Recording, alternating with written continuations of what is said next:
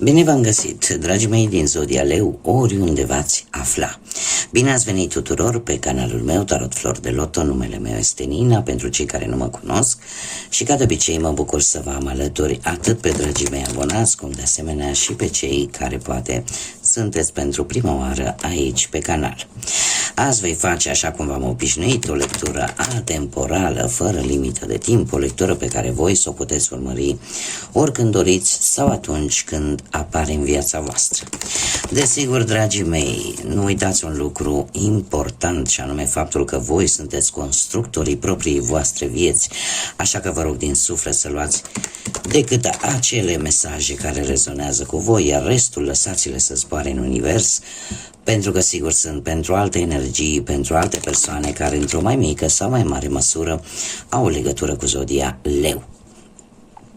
Cum de-al minteri, vă invit cu mare drag să urmăriți și celelalte lecturi atemporale pentru Zodia Leu, lecturi pe care le puteți găsi pe lista Tarot 2025 al canalului Tarot Flor de Loto.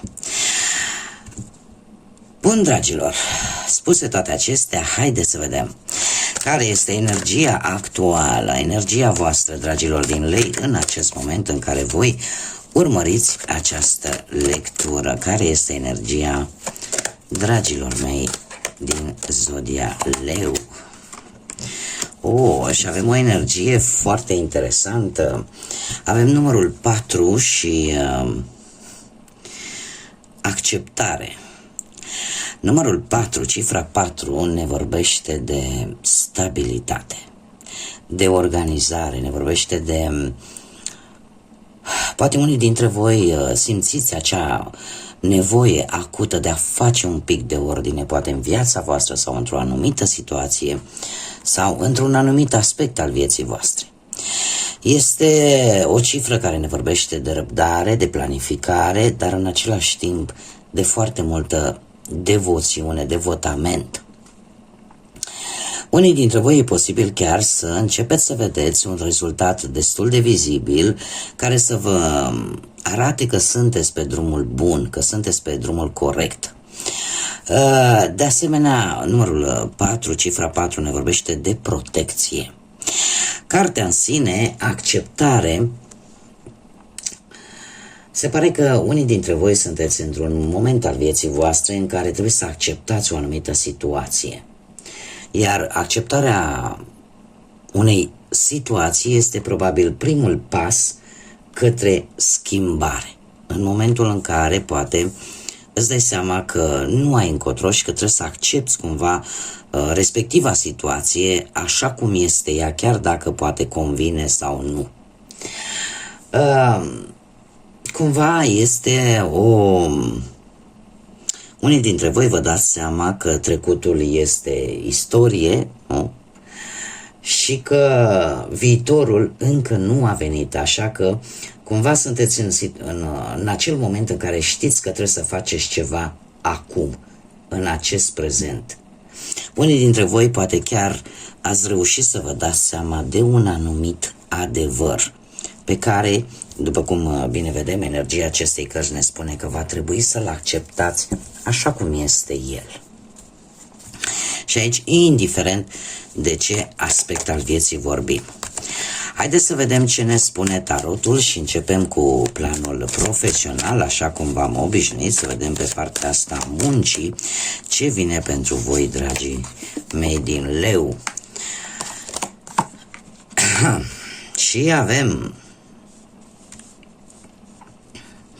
avem un paș de spade. Se pare că ceva conflicte ușoare ați cam avut pe la locul de muncă sau poate că unii dintre voi chiar ați început poate un nou job sau ați fost în acel proces, da? În acel proces de angajare în care parcă nu se mai terminau cu cerutul de documente, cu cerutul de tot felul de hârtii.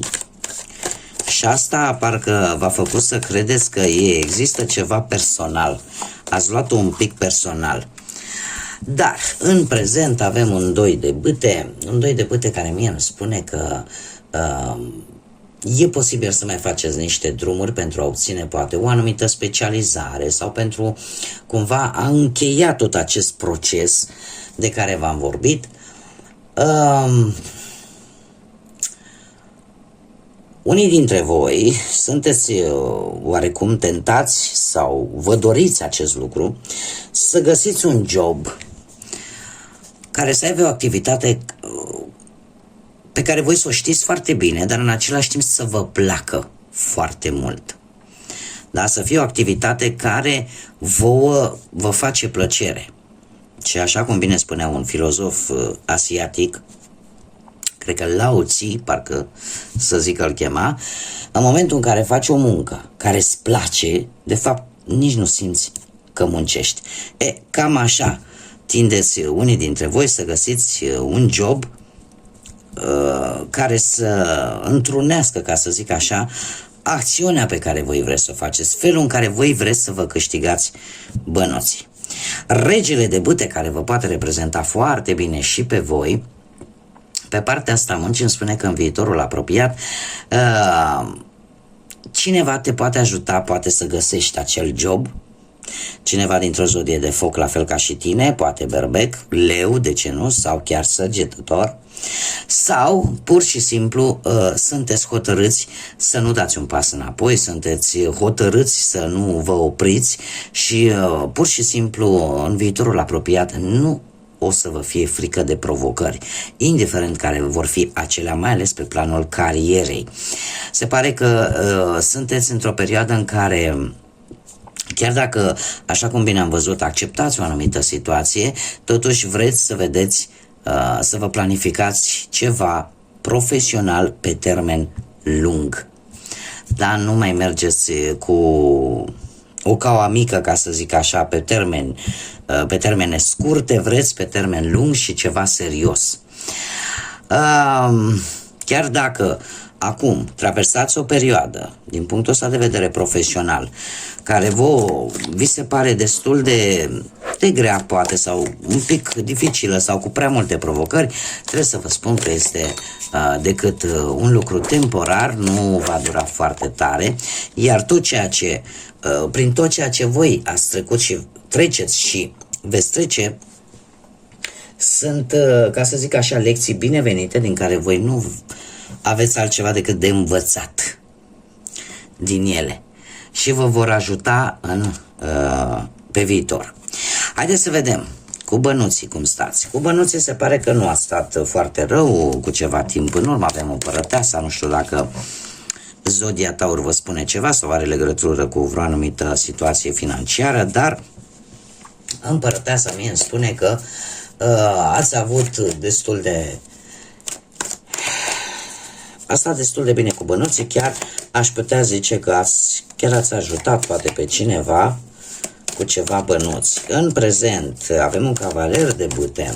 Dragilor, voi sunteți plini de energie, cel puțin până în prezent, atât cu partea asta muncii, cât și cu partea bănească, sunteți foarte plini de energie. Au apărut foarte multe bâte. În prezent, acest cavaler de bâte mie îmi spune că poți să ai parte de niște surprize bănești, e adevărat, nu cantități foarte mari, dar știți cum e, ceva acolo o să vină.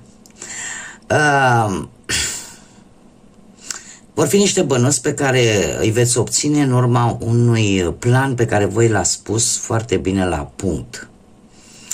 Și cumva eu aș spune că va fi o reușită, dacă nu deja există asta, ceva care a venit foarte rapid și care, în afară de faptul că a venit foarte rapid, a venit și un pic neașteptat. Viitorul vine cu Marea Preoteasă care îmi spune că trebuie să aveți așa un pic de grijă de unde vă luați informațiile în ceea ce privește banii, pentru că e posibil să nu vi se dea chiar toate informațiile necesare. În mod special, posibil să fie o persoană care vor să vă facă vreo ofertă, ori să vă spună ceva legat de bani, dar nu este totul. Cum de asemenea, aș mai putea zice că e posibil să aflați voi niște informații care să vă ajute într-o anumită situație legată de bani și pe care ar fi bine să le țineți pentru voi acele informații și să nu le dați drum așa oricui, pentru că acele informații e posibil să vă ajute tare mult, poate în rezolvarea unor probleme relaționate cu bănuții. Mergem mai departe. Cei care sunteți într-o relație, să vedem cu dragostea cum stați. Cei care sunteți într-o relație, avem împăratul, semnul berbecului, poate vă spune ceva. Ia să vedem. Dragii mei, nu știu dacă aveți în viața voastră, perechea voastră, să aveți ceva legătură cu zodia berbec sau zodia pești. Dar, într-un trecut nu foarte îndepărtat, împăratul mie îmi spune că ați avut, cum să spun eu, atât partea materială cât și partea intimă au fost foarte puternice în relația voastră. Și lucrul ăsta se vede chiar și în acest moment, de ce avem un 10 frumos de cupe, care asta îmi spune că dacă cumva, probabil, e posibil ca voi să gândiți, să aveți anumite gânduri negative în ceea ce privește relația voastră sau perechea voastră. Cumva se pare că cu luna e ceva ce nu vă încadrează, ca să zic așa, e ceva care vă ține un pic în ceață. Luna este arcanul major care îmi vorbește de schimbări bruște, chiar dacă există un romantism între voi, există ceva ce vă leagă foarte profund, totuși parcă acu e bine, acu nu e bine, e ceva aici care vă intrigă, e ceva care parcă nu se arată în totalitate și asta vă face să fiți un pic suspicioși. Iar următoarea perioadă trebuie să vă spun că veți avea o anumită nesiguranță. Și eu aș zice că, haideți să vedem, că e totuși o carte care ne lasă așa un pic în suspans. Clarificăm, Luna, te rog. Clarificăm. Dragii mei, a apărut forța care vă și reprezintă pe voi ca zodie. Trebuie să vă zic că vis-a-vis de toată această nesiguranță, vis-a-vis de toate aceste lucruri, cumva sunt total nefondate. Este ceva care într-adevăr vă pune un pic în ceață. Poate ați avut în ultima perioadă mici certuri aici poate să fie și influențele planetare. Cert este că în viitorul apropiat mie mi-apare că veți depăși toate aceste nesiguranțe, toate aceste stări de teamă posibil și comunicarea va fi una chiar foarte bună. Comunicarea va fi una chiar foarte bună și foarte mult romantism îmi apare aici. Deci lucrurile nu se vor deteriora, chiar vor reveni la firescul lor normal. Haideți să vedem pentru cei care sunteți singuri, poate în urma văduviei, a unui divorț, a unei separări sau poate a simplului fapt că nu ați reușit să vă găsiți pe cineva până în acest moment.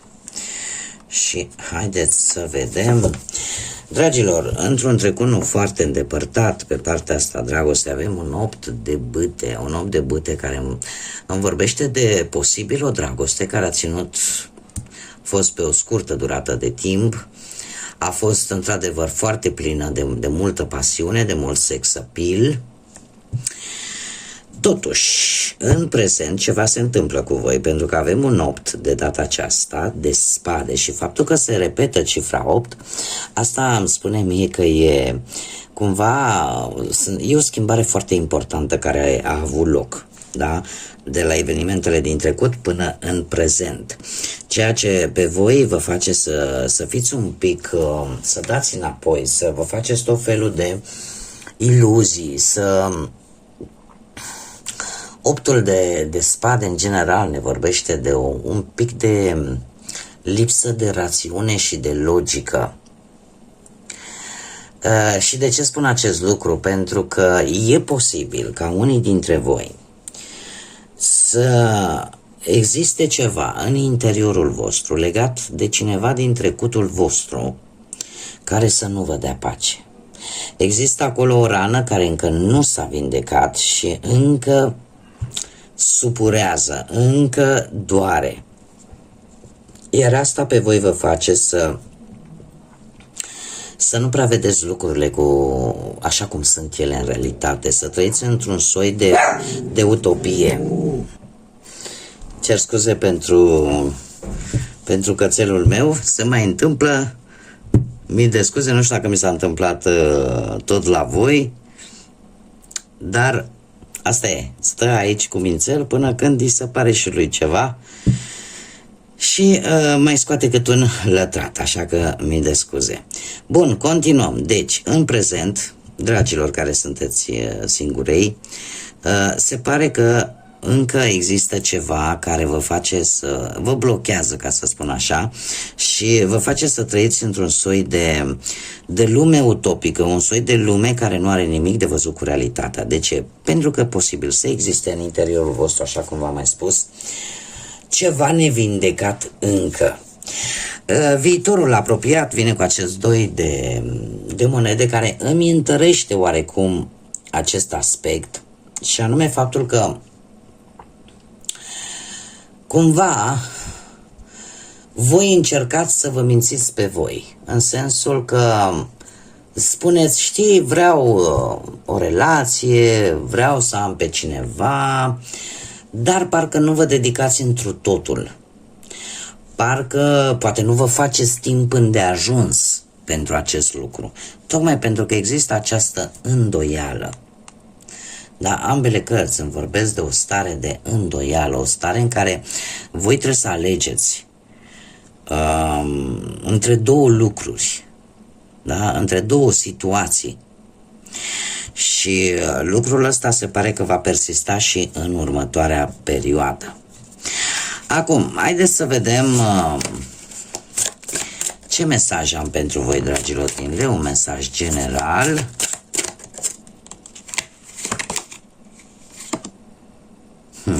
Vocea sufletului, care ce ne spune? Ascultă-ți propriul suflet, ascultă chemarea și în felul ăsta te vei regăsi adevăratul tu, te vei regăsi pe tine. Cred că este un îndemn pentru a putea ieși din această capcană până la urmă, de a-ți asculta sufletul, a vedea exact ceea ce îți spune el, ceea ce își dorește el, pentru că noi ca și ființe avem parte fizică, dar avem și o parte energetică, da? Care mai poartă denumirea și de suflet. Cumva sunt lucruri care, cum bine am văzut, încă nu sunt vindecate, încă persistă acolo și rod în tăcere. Vindecarea trebuie să înceapă în primul și în primul rând cu voi. Dacă voi nu sunteți hotărâți să vindecați ceea ce este de vindecat, este foarte greu și de multe ori imposibil ca altcineva să o facă. După cum bine vedem aici, mai ales pentru cei singurei, ați avut o perioadă în care relații ați avut, dar au fost relații de scurtă durată, poate, sau relații în care nu a fost implicare sentimentală, emoțională, a fost mai mult implicare fizică, pasională și cam atât. Pentru că acolo undeva în interiorul vostru, locul este ocupat de altcineva. Iar până nu veți da drumul acelui cineva, cumva, până nu veți accepta ceva ce este în interiorul vostru, atunci schimbarea nu poate să apară și vouă va fi probabil din ce în ce mai greu să vă stabilizați. Bun, dragii mei, aceasta a fost lectura pentru voi. Eu vă mulțumesc din suflet pentru prezență și desigur invit pe toți cei care încă nu s-au abonat, îi aștept și invit cu mare drag să se aboneze, cum de asemenea mulțumesc din suflet tuturor pentru like-uri, pentru comentarii, pentru distribuiri, sunteți minunați ca de obicei și desigur aștept în continuare, încă am nevoie de suportul și sprijinul vostru. Și până la o nouă lectură, vă doresc să aveți cât mai multă liniște, liniște sufletească, claritate mentală, să vedeți exact lucrurile de care aveți nevoie și la care trebuie să renunțați. Până la următoarea lectură, numai bine vă doresc multă energie pozitivă și, desigur, să fiți iubiți, dragilor!